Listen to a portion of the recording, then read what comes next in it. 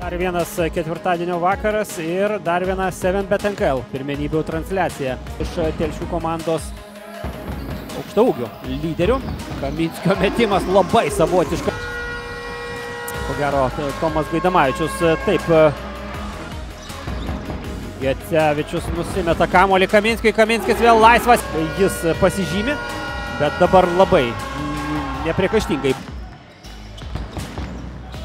Ir Radžius iki galo vieną. Situacija buvo, nematant savo kolegos perduoti jam tiksliai kamuolį. O čia pat 2 taškai ir pražanga jos kampą. Valantinas išlaisvindamas prasiveržimui. Erdvės ir neįprastai. Vienas iš Telšių komandos lyderių, Martynas Gecevičius per rankas.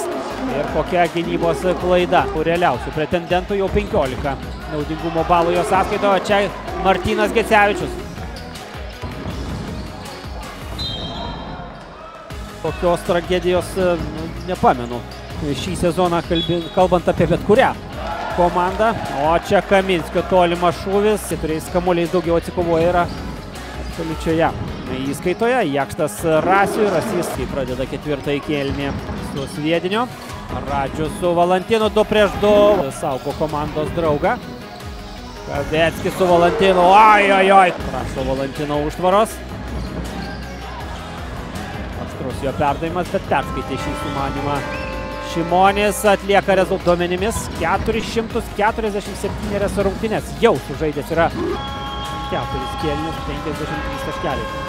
Baltrušaitis iš maždaug.